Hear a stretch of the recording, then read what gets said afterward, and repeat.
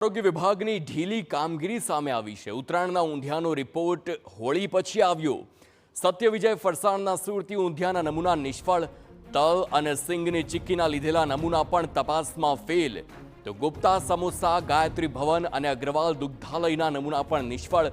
વિવિધ 22 નમૂના હલકી ગુણવત્તાના હોવાનો ખુલાસો।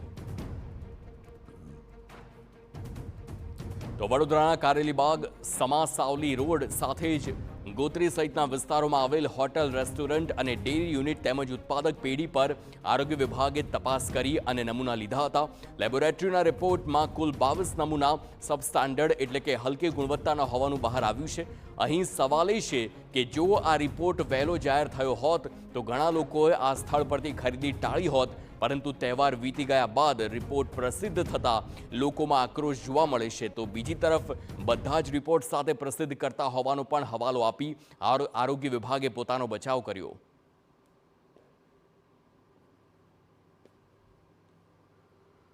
છેલ્લા 2 મહિનામાં અમારા દ્વારા ફૂડ સેફ્ટી ઓફિસરો દ્વારા જે નમૂના લીધા હતા એ નમૂનાનું રિઝલ્ટ અમે પબ્લિશ કરેલું છે। એમાં 22 નમૂનાઓ સબસ્ટાન્ડર્ડ આવેલા છે। એ નમૂનાઓની અંદર પનીરના નમૂના પણ છે, ઘીના પણ છે, તેલના પણ છે, ચીકીના પણ છે, ગોળના પણ છે, પ્રિપેર્ડ ફૂડના પણ છે। એટલે એવું નથી કે એકલા પનીરના નમૂના સબસ્ટાન્ડર્ડ, તમામ કોમોડિટીના સેમ્પલ્સ લેતા હોય છે અને એ સેમ્પલ્સ જ્યારે સબસ્ટાન્ડર્ડ આવતા હોય છે ત્યારે અમે એને ડિક્લેર કરતા હોય છે। ખેડા જિલ્લામાં એક ચોંકાવનારી